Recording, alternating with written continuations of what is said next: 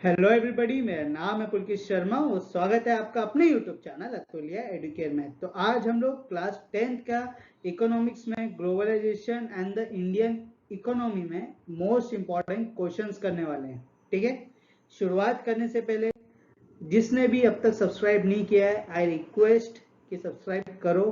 ठीक है, मेहनत लगती है वीडियो बनाने में। ओके, चलो तो शुरुआत करते हैं इस चैप्टर से। सबसे पहला क्वेश्चन दिया हुआ आपको, read the given statement in context of globalisation and choose the correct option. ठीक है, इसमें अलग अलग आपको स्टेटमेंट दिए गए, आपको ये बताना है कि ग्लोबलाइजेशन सबसे अच्छा स्टेटमेंट कौन सा रिफर कर रहा है।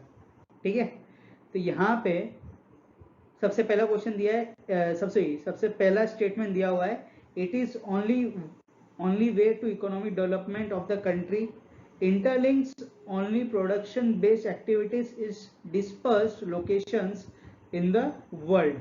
तो इसका ऑप्शन सी है, it has always given only positive results in all the countries। और चौथा है, leads to spread to technology, cultures and diseases from one region to another। Okay, तो इसका करेक्ट ऑप्शन है आपका ऑप्शन डी। ठीक है, ग्लोबलाइजेशन से कोई शक नहीं है कि इकोनॉमिक डेवलपमेंट तो होता है, मगर उसके साथ साथ कल्चर्स का भी स्प्रेड होता है, डिजीजेस का भी स्प्रेड होता है। ठीक है, जो आज का वक्त सबसे इंपॉर्टेंट है, कोविड-19 से अच्छा एग्जांपल कुछ हो नहीं सकता है। ठीक है, कहाँ से शुरू हुआ, चाइना से कहाँ तक गया, पूरा स्पेसिफिक रीजन, पूरा एक सी पार करके अमेरिका पहुंच गया, इंडिया आ गया, इंडिया में गली गली घुस गया। तो सोचो कि डिजीजेस कैसे फैल सकते हैं ड्यू टू द ग्लोबलाइजेशन।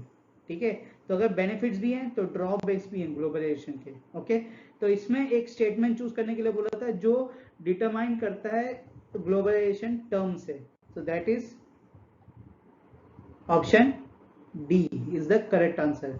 ठीक है, समझ में आ गया। चलो नेक्स्ट क्वेश्चन देखते हैं। क्वेश्चन नंबर 2 कह दिया है, what is the foreign investment. ठीक है, ऑप्शन ए दिया हुआ है, investment made by the foreign governments. Option B is investment made by the foreign banks, investment made by the MNCs, investment made by the IMF and the World Bank. तो foreign investment को हम लोग कैसे define करेंगे? Foreign investment तभी होता है एक देश में जब जो बाहर की मल्टीनेशनल कंपनीज हैं, एमएनसीज हैं, वो यहाँ पे आके स्टार्टअप्स को फंड करें, फिर यहाँ के स्टार्टअप्स ग्रो हों।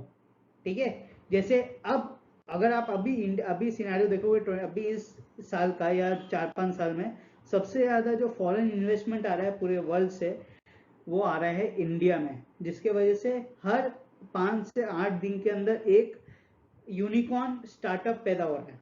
ठीक है, एक स्टार्टअप यूनिकॉर्न बन जा रहा है। यूनिकॉर्न स्टार्टअप कौन होता है? जिसका वैल्यू है, कंपनी का वैल्यू वो 7,500 करोड़ रुपए से ज्यादा है, उस स्टार्टअप को हम लोग बोलेंगे, उस कंपनी को बोलेंगे हम यूनिकॉर्न। ओके, तो कौन इन्वेस्टमेंट करता है? Investment made by the MNCs bring the foreign investment. ठीक है, समझ में आ गया। चलो नेक्स्ट क्वेश्चन देखते हैं। क्वेश्चन नंबर 3 कह दिया है, any organisation whose aim is to liberate international trade is World Bank, International Monetary Fund, World Trade, ये ठीक है, टैंक नहीं है, World Trade Organization, United Nations Organization. तो यहाँ पे ऐसा कौन सा ऑर्गेनाइजेशन है जो इंटरनेशनल ट्रेड के लिए रिस्पॉन्सिबल है? That is World Trade Organization, WTO। ठीक है, हर एक देश जो भी एक दूसरे का ट्रेड करता है वो WTO के नॉर्म्स एंड रेगुलेशन के हिसाब से ही ट्रेड करता है। ठीक है, क्यों करते हैं ऐसा? क्योंकि एक वर्ल्ड ऑर्डर मेंटेन करने के लिए। ओके, वरना हर कोई अपना चलाएगा तो फिर कोई धंधा ही नहीं कर पाएगा। ठीक है, वो होता है ना, एक कहावत है कि अगर धंधा करना आता नहीं है और अगर धंधे करने वाला अगर उतर गया, जिसको आता नहीं है धंधा करना, वो मार्केट में उतर गया, तो बाकी का भी धंधा, बाकी लोगों का भी धंधा जो बनाया सिस्टम, वो खराब कर देता है। ये वही चीज है, तो सिस्टम ऐसा खराब ना हो, ऐसा आदमी ना घुस जाए जो धंधा खराब कर दे पूरे सिस्टम में, तो उसके लिए WTO बनाया गया है। ठीक है, सो कौन रिस्पॉन्सिबल है? Option C, WTO, World Trade Organization is responsible for this. Okay, चलो नेक्स्ट क्वेश्चन देखते हैं। सो ऑप्शन क्वेश्चन नंबर 4 दिया हुआ है, what is the idea behind the development of special economic zones in India. ठीक है, special economic zones मतलब SCZ, India में एससीजेड डेवलप करने के पीछे क्या आइडिया है। ठीक है, क्यों हम लोग डेवलप कर रहे हैं। सबसे पहला ऑप्शन है to boost Indian industries, second है to boost the problem of unemployment, तीसरा है टू प्रोड्यूस हैंडीक्राफ्ट, और चौथा है टू अट्रैक्ट फॉरेन इन्वेस्टमेंट। तो इसका करेक्ट आंसर है आपका ऑप्शन ए, नहीं ऑप्शन डी। ठीक है, टू अट्रैक्ट फॉरेन इन्वेस्टमेंट। देखो इन्वेस्टमेंट कहां से आता है, सिंपल से चीज मैं आपसे पूछता हूँ, अगर आपको पढ़ने आना था आप कौन से स्कूल में पढ़ने आओगे, वही स्कूल में पढ़ने आओगे ना जहाँ पे इंफ्रास्ट्रक्चर रेडी रहेगा, आपको सिर्फ आके बैठना है और पढ़ाई करना है। वो स्कूल में तो पढ़ने नहीं जाओगे जहाँ पे आपको ईंट पहले लगानी है, फिर उसके बाद बेंच भी खुद का लेके आना है, फिर उसके बाद बोर्ड भी खुद का लेने आनी है, इलेक्ट्रिसिटी भी खुद लगाना है, फिर पढ़ने बैठना है। वो तो आप पसंद नहीं करोगे, आप क्या पसंद करोगे, सब बनाया बनाया बैठ जाए, बस मैं सुबह आऊँ पढ़ूँ और जाऊँ।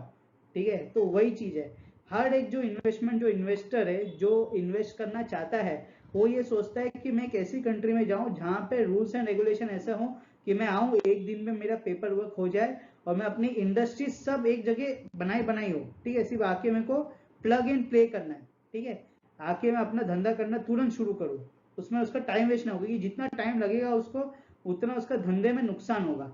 ओके, समझ में आया। तो इसीलिए स्पेशल इकोनॉमिक जोन्स बनाए जाते हैं जहां पे सब इंफ्रास्ट्रक्चर रेडी होता है, सिर्फ आपको प्लग एंड प्ले करना है, आपको आके धंधा बिठाना है और शुरू करना है धंधा करना। ठीक है, चलो तो क्वेश्चन नंबर 5 देखते हैं।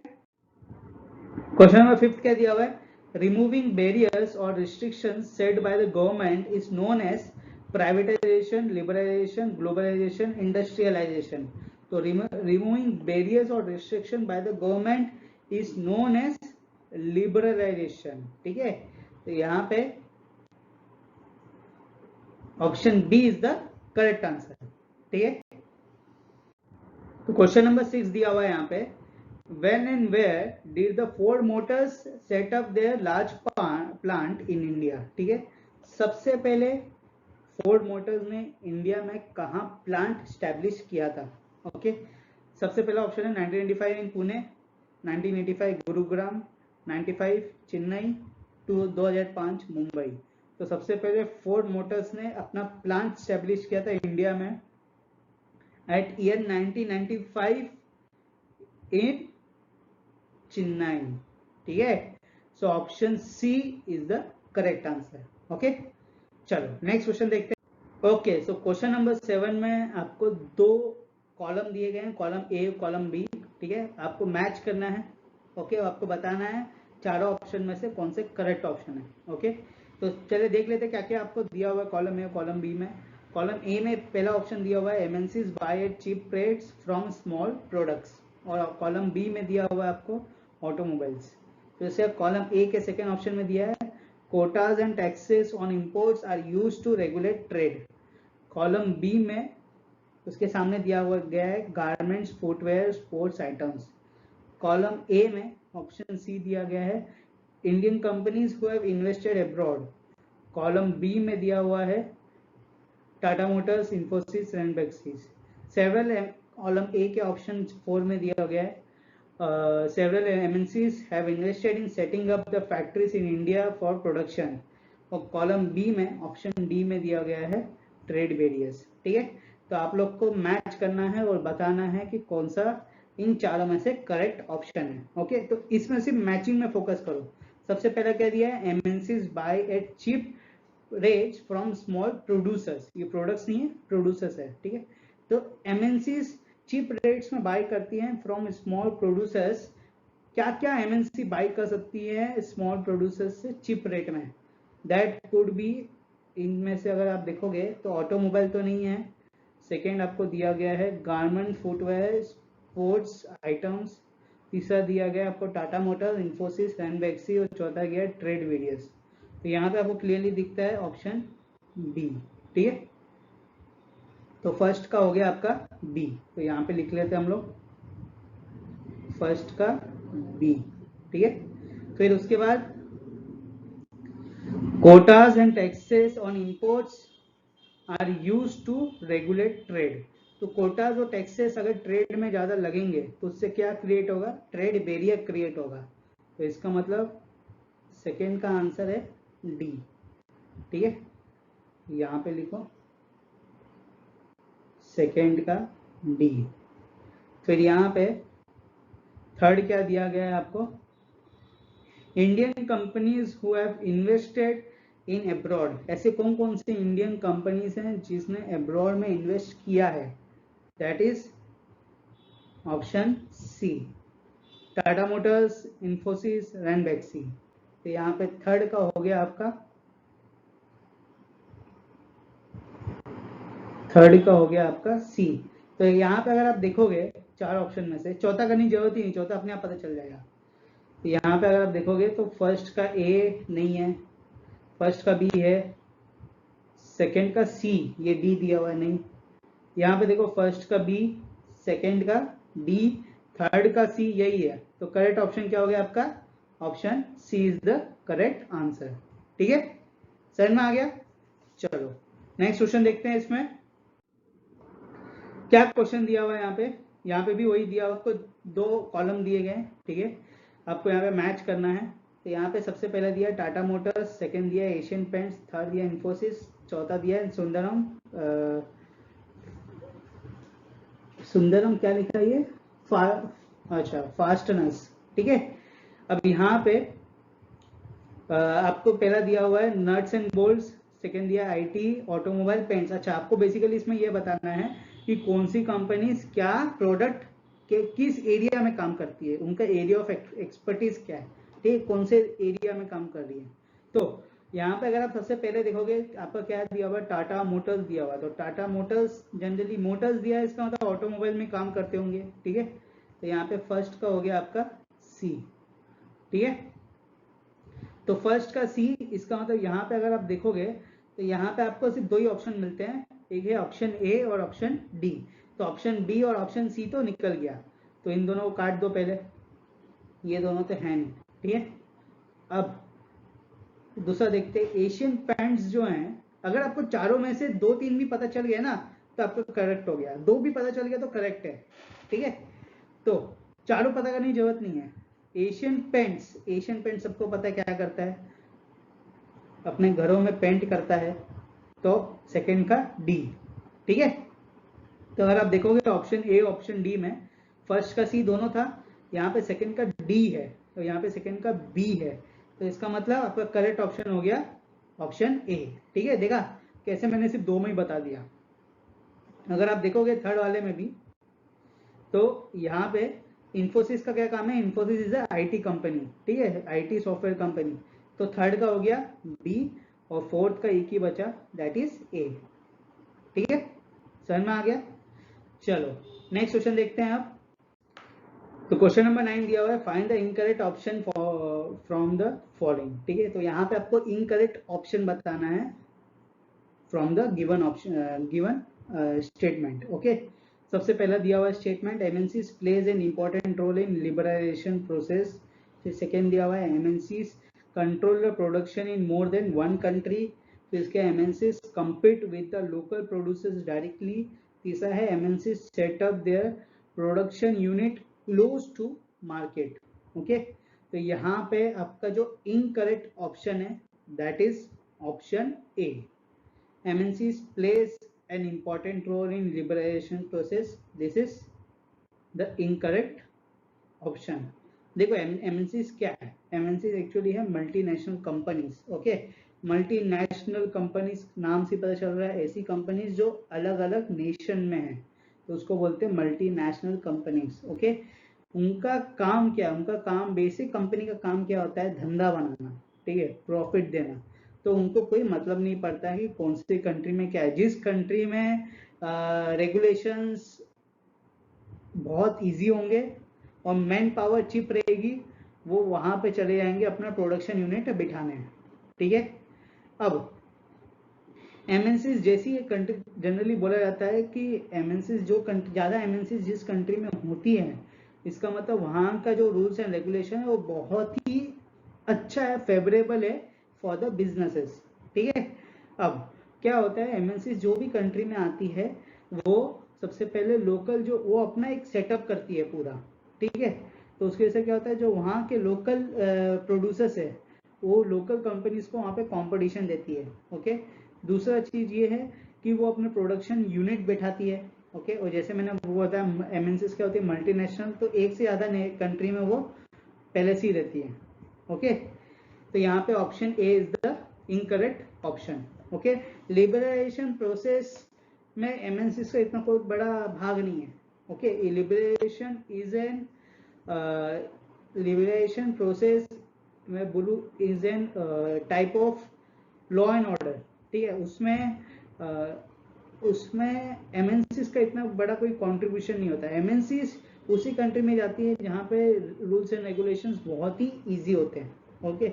अगर आप देख लो कि दुबई देख लो, ठीक है, दुबई हो गया, फिर उससे कुवैत हो गया, ये सब कंट्रीज देख लो, यहाँ पे जो इनका स्ट्रक्चर है वो थोड़ा अलग है as compare to liberalised process के अनुसार, ओके। मगर फिर भी वहाँ पे कंपनीज आके स्टेब्लिश होती है, क्योंकि वहाँ पे वो लोग टैक्सेस लेते ही नहीं है, ओके। तो वही चीज़ है कि वो लोगों को कोई फर्क नहीं पड़ता कौन सी कंट्री क्या है, उनको बस ये फर्क पड़ता है कि अगर वहाँ की मैन पावर चीप है, दूसरा उस कंट्री में रूल्स एंड रेगुलेशन कैसा है, बस, ठीक है। चलो नेक्स्ट। तो क्वेश्चन नंबर 10 दिया हुआ है, in which region MNCs set up offices and factories for production, okay. तो यहाँ पे ऑप्शन आपको दिया हुआ है, सबसे पहले close to the market, second दिया हुआ आपको availability of skilled and unskilled labour at the low cost, तीसरा है आपका फेवरेबल गवर्नमेंट पॉलिसीज, और चौथा है आपका ऑल ऑफ द अबव। तो एमएनसीज जो होती है मल्टीनेशनल कंपनीज, वो एक कंट्री में क्यों अपना ऑफिसेस अपना प्रोडक्शन यूनिट आके सेटअप करेंगी, क्यों? सबसे पहले उसका जो मार्केट है उस कंट्री का, वो एक टाइप का मैच्योर मार्केट होना चाहिए, जहाँ पे उन लोग की खरीदारी कंज्यूमर मार्केट होना चाहिए, जहाँ पे लोग खरीदते हो ज़्यादा, ठीक है, जिनके पास पैसा हो खरीदने के लिए, ओके। दूसरा चीज़ है कि वहाँ की जो लेबर है वो लो कॉस्ट पे होनी चाहिए, वो स्किल लेवल होनी चाहिए एक्चुअली में, अगर स्किल नहीं है तो स्किल हो सकती है कि नहीं, ये इंपॉर्टेंट है, ठीक है। तीसरा एमएनसीज वहाँ पे सेटअप करती है अपनी ऑफिसेस और फैक्ट्रीज जहाँ पे गवर्नमेंट की जो रूल्स एंड रेगुलेशंस है, जो पॉलिसीज हैं टूवर्ड्स बिजनेस, वो बहुत ही फेवरेबल हो, ठीक है। तो इसका मतलब option D is the correct answer, all of the above, सब होना चाहिए इसमें, ठीक है। समझ में आ गया? चलो नेक्स्ट क्वेश्चन देखते हैं।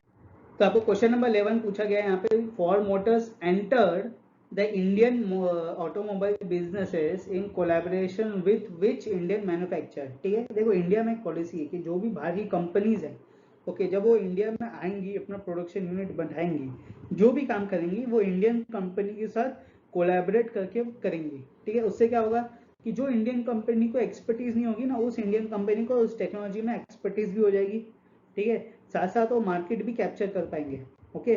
तो उसमें सिर्फ फॉरेन कंपनीज का मोनोपोली नहीं होगा, इंडियन कंपनीज का भी मोनोपोली होगा, ओके। तो यहाँ पे आपका ऑप्शन ए दिया गया है महिंद्रा एंड महिंद्रा, सेकेंड दिया हुआ टाटा मोटर्स, सी दिया हुआ मारुति सुजुकी, और डी दिया है नन ऑफ द अबव। तो यहाँ पे आपका करेक्ट ऑप्शन है ऑप्शन बी, नहीं ऑप्शन ए, ठीक है। महिंद्रा एंड महिंद्रा के साथ फोर्ड मोटर्स ने इंडियन ऑटोमोबाइल्स मार्केट में अपना बिजनेस शुरू किया था, ठीक है। चलो नेक्स्ट क्वेश्चन देखते हैं। क्वेश्चन नंबर 12 दिया हुआ है, investment made by the MNCs is called, सबसे पहला इन्वेस्टमेंट बोलते हैं उसको, सेकेंड है आपका फॉरेन ट्रेड, तीसरा है आपका फॉरेन इन्वेस्टमेंट, और चौथा है आपका फॉरेन डायरेक्ट इन्वेस्टमेंट। तो इन चारों में से कौन सा करेक्ट ऑप्शन है? दैट इज फॉरेन इन्वेस्टमेंट, जिसमें एक पेरेंट कंपनी दूसरे और कंट्री में इन्वेस्ट करती है, ठीक है, उसको हम लोग बोलते हैं फॉरेन इन्वेस्टमेंट, ओके। चलो नेक्स्ट क्वेश्चन देखते हैं। नेक्स्ट क्वेश्चन क्या दिया हुआ है, process of integration of different countries is called liberalisation, privatisation, globalisation, none of the above. It's simply called globalisation, ठीक है। समझ में आ गया? चलो नेक्स्ट क्वेश्चन देखते हैं। तो क्वेश्चन नंबर 14 दिया हुआ यहाँ पे, globalisation has led to higher standard of living of well off consumers, poor consumers, big producers, none of the above. तो ग्लोबलाइजेशन के वजह से सबसे ज्यादा स्टैंडर्ड ऑफ लिविंग किसका बढ़ा है? वेल ऑफ कंज्यूमर का बड़ा है, पुअर कंज्यूमर का बड़ा है, बिग प्रोड्यूसर्स का बड़ा है, या नन ऑफ द अबव? तो यहाँ पे सबसे ज्यादा जो फायदा मिला है that is well off consumers. ठीक है, ऐसे कंज्यूमर्स जिनके पास परचेसिंग पावर बहुत ज्यादा है, उनको ग्लोबलाइजेशन का सबसे ज्यादा फायदा हुआ है। क्यों? क्योंकि वो अलग अलग प्रोडक्ट अपनी लोकेलिटी में, अलग अलग कंट्री के प्रोडक्ट अपनी लोकेलिटी में खरीद सकते हैं। ठीक है, तो उनको सबसे ज्यादा वैरायटी ऑफ प्रोडक्ट्स मिलते हैं अपनी लोकेलिटी में फ्रॉम डिफरेंट कंट्रीज। ओके, तो correct option is option A. Okay, चलो नेक्स्ट क्वेश्चन देखते हैं। Globalization has created new opportunities of employment, emerging multinationals, providing services, all of the above। तो यहाँ पे ग्लोबलाइजेशन जब हुआ है तो सबसे ज्यादा अपॉर्चुनिटीज किसको मिली है? एम्प्लॉयमेंट, कौन कौन सी न्यू अपॉर्चुनिटीज जनरेट हुई हैं? सबसे पहला एम्प्लॉयमेंट, ठीक है, रोजगार, जिसको बोलते हैं हम लोग रोजगार। सेकेंड है इमर्जिंग मल्टीनेशनल्स, नई नई मल्टीनेशनल उभर के आई है, नई नई स्टार्टअप्स आई हैं। फिर उसके बाद है प्रोवाइडिंग सर्विसेज, चौथा है ऑल ऑफ द अबव। तो यहाँ पे करेक्ट ऑप्शन है आपका option 4, option D is the correct option, all of the above. कि ग्लोबलाइजेशन की वजह से जो मल्टीनेशनल कंपनीज हैं, जो फेसबुक है वो यहाँ पे आया, तो उसकी वजह से क्या हुआ? जो इंटरनेट है, इंटरनेट कहाँ से आया? बेसिकली यूएस से तो आया ना पहले। यूट्यूब है जिसमें मैं अभी वीडियो रिकॉर्ड करके डाल रहा हूँ, उसकी वजह से क्या हुआ? उसकी वजह से आपकी एजुकेशन बहुत ही सस्ती हो गई है। ठीक है, जो एक टाइम में बोलते थे ना कि एक लेवल के लोग जिनकी पेमेंट अच्छी है वही सिर्फ ट्यूशंस ले सकते हैं, नहीं, आजकल देखोगे तो आप सब लोग क्वालिटी एजुकेशन ले सकते हैं। क्यों?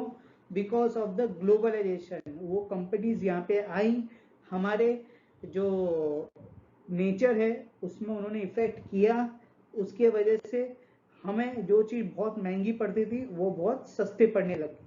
ठीक है, समझ में आया? तो that why globalisation has created many more opportunities. Okay, चलो नेक्स्ट क्वेश्चन देखते हैं। तो क्वेश्चन नंबर 16 दिया हुआ है, globalisation has posted major challenges for big producers, small producers, rural poor, none of this. तो ग्लोबलाइजेशन की वजह से सबसे ज्यादा चैलेंजेस किसको फेस करना पड़ा है? ये 4 ऑप्शन दिए गए हैं आपको, big, small producers, rural poor and none of this. तो यहाँ पे आपका करेक्ट ऑप्शन है option D, small producers. Small producers एक जूता वाला जो छोटी सी दुकान अपने जूते खोल के बैठा हुआ है, ठीक है, ये छोटा शू मैन्युफैक्चर, जिसकी छोटी सी इंडस्ट्री और शू मैन्युफैक्चर करता है, उसको सबसे ज्यादा नुकसान हुआ है ग्लोबलाइजेशन का। क्यों? क्योंकि एक टाइम में ऐसा होता था कि वो अकेला शू बनाने वाला होता था उस एरिया में, तो सब लोग उसका ही शू खरीदते थे। वो अपने शू का भाव कैसा भी रखता था, ठीक है, उसका कोई कॉम्पिटिशन नहीं था। अब क्या हुआ? अब ऐसा हुआ है कि बिग जो प्रोड्यूसर्स हैं, जो एमएनसी कंपनीज है, जो बाटा जैसी कंपनी बड़ी बड़ी हैं, वो मार्केट में उतर गई, वो उससे सस्ता शू ऑफर करने लग गई। और जो छोटा प्रोड्यूसर है वो उतने में अफोर्ड नहीं कर पा रहा है शू, उतने लो प्राइस में दे नहीं पा रहा है, उसकी वजह से क्या हुआ? उसकी इंडस्ट्री बंद हो रही है, वो कॉम्पिटिशन फेस नहीं कर पा रहा है। ठीक है, तो इसलिए सबसे ज्यादा जो नुकसान हुआ है ग्लोबलाइजेशन का, it has cost to the small producers. ठीक है, चलो नेक्स्ट क्वेश्चन देखते हैं। क्वेश्चन नंबर 17 दिया हुआ है, why has MNCs increase their investment in India over the past 20 years. जो 20 साल हैं, ये 2 डिकेड में इंडिया में सबसे ज्यादा एमएनसीज ने इन्वेस्टमेंट करना क्यों शुरू कर दिया है? To attract customers, to evade taxes, to make use of market potential, to do social service. तो यहाँ पे आपका करेक्ट ऑप्शन है option C, to make use of market potential. जो इंडिया का मार्केट है ना, वो बहुत ही, India is going to have one of the biggest middle class consumer market in the world. ये होने वाला है, ठीक है, आने वाले 5 से 10 साल में ये हो जाएगा। जो मिडिल लोग हैं ना, मिडिल क्लास लोग, हम जैसे लोग, आप जैसे, हम जैसे लोग, उनके पास अब पैसा आ रहा है, वो अच्छे अच्छे मॉल में जाके कपड़े खरीद पा रहे हैं। उसके वजह से क्या हुआ कि इन्वेस्टमेंट जो है बाहर की कंपनीज देख रही हैं कि यहाँ पे जो मिडिल क्लास के लोग हैं, ये इनके पास पैसा ज्यादा है, तो उसके वजह से इन्वेस्टमेंट इंडिया में 20 साल में बढ़ी है, ठीक है। और जैसे जैसे मिडिल क्लास की इनकम बढ़ती जाएगी वैसे वैसे इन्वेस्टमेंट भी यहाँ पे इंडिया में बढ़ती जाएगी, ठीक है। चलो, so option C is the correct option. Now moving on to the question number 18, क्या दिया हुआ है, how several of the top Indian companies have been able to benefit from the increased competition, ठीक है। they have invested in newer technology, they have no rival in the market, they get to travel the world, they can work in isolation। तो यहाँ पे question क्या दिया है कि जैसे जैसे ग्लोबलाइजेशन की वजह से जो मल्टीनेशनल कंपनीज है, जो बाहर की कंपनीज है वो इंडिया में आई हैं, तो उसकी वजह से जो इंडियन कंपनीज है वो भी तो कंपटीशन फेस की है ना, ऐसा भी तो है ना। तो टाटा के सामने भी अलग, जो टाटा मोटर्स हैं उसके सामने भी तो किया सेल्टोस है, फिर उसके बाद बाहर के अलग अलग ये फोर्ड है, मर्सिडीज है, उनके सामने कंपटीशन तो फेस की है। तो उनके वजह से टाटा को, इंडियन जो कंपनीज है उनको क्या क्या बेनिफिट हुआ है ये पूछ रहा है, ठीक है। तो इसमें 4 ऑप्शन दिए थे आपको, they have investment in newer technology, second they have no rival in the market, they get to travel the world, they can work in isolation. तो यहाँ पे आपका करेक्ट ऑप्शन है ऑप्शन बी, नहीं ऑप्शन ए, ठीक है। They have invested in newer technology. देखो एक टाइम में क्या होता था, जैसे बहुत सिंपल से एग्जांपल बताता हूँ कि 2016 से पहले जो सिम कार्ड था उसमें सबसे ज्यादा पैसा लगता था इंटरनेट के ऊपर, डेटा के ऊपर, ठीक है। इंटरनेट बहुत महंगा था, मेरे को याद है मेरे पास ना फोन था एक नोकिया X3 का, ठीक है। और वो मैं सिर्फ रात को यूज करता था इंटरनेट के लिए। क्यों? क्योंकि 50% ऑफ में इंटरनेट मेरे को मिलता था रात को, ओके। और इंटरनेट की स्पीड भी रात को होती थी, तभी इंडिया के यूजर्स भी बहुत कम थे, मतलब 1.2 1.3% ही यूजर्स थे पूरे इंडिया में इंटरनेट के, इतना कम था क्योंकि उस वक्त फोन बहुत एक्सपेंसिव था। 2016 की बात कर रहा हूँ मैं, जब बहुत कम लोगों के पास आपका स्मार्टफोन था, ठीक है। तो क्या हुआ, जैसे ही जियो आया, जियो ने क्या किया, जो डेटा है डेटा फ्री में बांटना शुरू कर दिया, ठीक है। पूछना, आप किसी से भी पूछना, डेटा पूरा 1-1.5 साल तक उन्होंने फ्री में बांटा, ठीक है, कि जितना डेटा है उतना यूज करो, जितना इंटरनेट है उतना यूज करो। उसकी वजह से क्या हुआ कि सिम कार्ड बहुत लोगों ने खरीदना शुरू किया, और उसकी वजह से जो सिम कार्ड कहाँ पे लगेगा, 4G का, 4G फोन में लगेगा ना, तो 4G फोन भी बनना शुरू हो गए, ठीक है। तो क्या हुआ, उसकी वजह से नई टेक्नोलॉजी आने की वजह से मार्केट में फायदा ही हुआ ना कस्टमर्स को, और इंडियन कंपनीज को भी फायदा हुआ। देखो जियो कितना बड़ा बन गया 5-6 साल में, ठीक है। समझ में आया ना। चलो नेक्स्ट क्वेश्चन देखते हैं। तो यहाँ पे क्वेश्चन नंबर 19 दिया, what is the meaning of investment. Investment का मीनिंग क्या होता है? देखो अपने मम्मी पापा से भी पूछना कि पापा इन्वेस्टमेंट का मीनिंग क्या होता है। आपके जो पापा हैं, हर जो मध्यम परिवार के जो लोग हैं, ठीक है, मिडिल क्लास लोग, उनका एक ड्रीम होता है कि भाई मेरा खुद का घर होना चाहिए, खुद की गाड़ी होनी चाहिए, ठीक है, खुद का घर। एक आदमी जब घर खरीदता है, अगर आज वो घर की वैल्यू 1 लाख रुपए, तो अगर उस घर की वैल्यू 10 साल बाद जाके 10 लाख रुपए हो सकती है, तो उस इन्वेस्टमेंट को हम लोग बोलेंगे एसेट, ठीक है। और अगर उस घर की वैल्यू 10 साल बाद जाके 1 लाख से 10,000 हो गई, इसका मतलब वो हो गई लायबिलिटी, ठीक है। इसका मतलब क्या, एसेट वो चीज होती है जो आपके इन्वेस्टमेंट को बढ़ाती है, और लायबिलिटी वो चीजें होती हैं जो आपके एसेट, जो आपके पैसे को घटाती हैं, ठीक है। तो जैसे अगर आप आज कार खरीदते हो 10 लाख की, तो आज उसकी वैल्यू 10 लाख है, जैसे ही आप उसको शोरूम से बाहर लाओगे उसकी प्राइस 50% ऑफ हो जाएगी, ठीक है, 50% कम हो जाएगी जैसे आपने शोरूम से बाहर लाई। तो इसका मतलब क्या हुआ कि उसकी वैल्यू क्या हो रही है, डेप्रिशिएट हो रही है, तो वो क्या हो गया आपके लिए, लायबिलिटी हो रही है, ठीक है। आज जो आपने 10 लाख की कार खरीदी और 10 साल बाद जाके 1 लाख की कार मिलेगी, तो इसलिए उसको हम लोग बोलते हैं लायबिलिटी। अगर आपने 10 लाख का घर खरीदा और 10 साल बाद जाके वो 50 लाख का घर हो गया, तो घर क्या हो गया आपका, एक टाइप का एसेट हो गया, वो इन्वेस्टमेंट आपका एक टाइप का एसेट हो गया, ठीक है। तो इन्वेस्टमेंट हमेशा एसेट के ऊपर किया जाता है, ठीक है। तो यहाँ पे the money which is spent to buy the assets such as land, building, या कोई और मशीन्स, या फिर कोई और इक्विपमेंट्स जो आपका पैसे का वैल्यू बढ़ा रहा है, जो आपका पैसा बढ़ा रहा है, उसको हम लोग बोलेंगे इन्वेस्टमेंट ऑन एसेट। और जो आपका पैसा घटा रहा है that is investment on liabilities. ठीक है, अब last question of this video क्या दिया हुआ है, व्हाट अट्रैक्ट्स फॉरेन इन्वेस्टमेंट। एक कंपनी कोई भी कंट्री में क्यों इन्वेस्ट करती है, तीन चीजों की वजह से करती है। तीन चीज क्या है वो, सबसे पहला है आपका इंफ्रास्ट्रक्चर फैसिलिटीज, कि वो कंट्री में स्पेशल इकोनॉमिक जोन है कि नहीं, ऐसा इंफ्रास्ट्रक्चर है जिसमें मैं को एक दिन में आके मैं अपना धंधा शुरू कर पाऊँ। ठीक है, दूसरा है गवर्नमेंट पॉलिसीज, क्या उस कंट्री में गवर्नमेंट पॉलिसी इतनी फेवरेबल है बिजनेस के लिए जिसमें मेरे को ज्यादा कागज कार्रवाई ना करना पड़े, एक दिन में मेरी सब कागज कार्रवाई हो जाए। ठीक है, जैसे सिंगापुर में जाओगे तो सिंगापुर में 8 से 10 घंटे के अंदर कागज कार्रवाई हो जाती है, आप अपना बिजनेस सुबह गए और शाम को शुरू कर सकते हो, इतना इजी है बिजनेस करना सिंगापुर में। ठीक है, तो बिजनेसेस वहीं सबसे ज्यादा आता है जहाँ पे उनकी जो पॉलिसीज हैं, वो गवर्नमेंट की जो पॉलिसीज है बहुत फेवरेबल हो बिजनेस के लिए।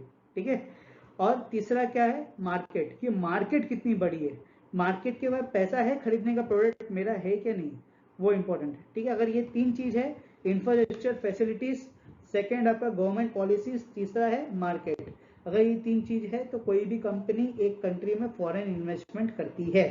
ठीक है, तो इसके साथ आज का जो आपका वीडियो है वो होता है समाप्त। ठीक है, आई होप आपको ये वीडियो पसंद आई हो। अगर आपको ये वीडियो पसंद आए तो इस वीडियो को करो लाइक, शेयर, बेल आइकन दबाओ फॉर न्यू नोटिफिकेशंस, और चैनल करो सब्सक्राइब। बहुत मेहनत लगता है वीडियो बनाने में, तो मैं इतना तो उम्मीद कर सकता हूँ कि आप चैनल को सब्सक्राइब करोगे, इस वीडियो को लाइक करो, शेयर करो ना करो, एटलीस्ट लाइक और सब्सक्राइब तो करो। ठीक है, मिलेंगे अगली वीडियो में। अगर आपको कुछ भी डाउट है तो नीचे यूट्यूब कमेंट में लिख सकते हो। उसके अलावा जो हमें बाकी के सोशल मीडिया प्लेटफॉर्म्स है जैसे कि टेलीग्राम, इंस्टाग्राम, फेसबुक, इन सब के लिंक्स नीचे डिस्क्रिप्शन में दिए गए हैं, आप उन ग्रुप्स को भी जाके ज्वाइन कर सकते हो। ठीक है, तो मिलेंगे अगली वीडियो में, जब तक के लिए बाय।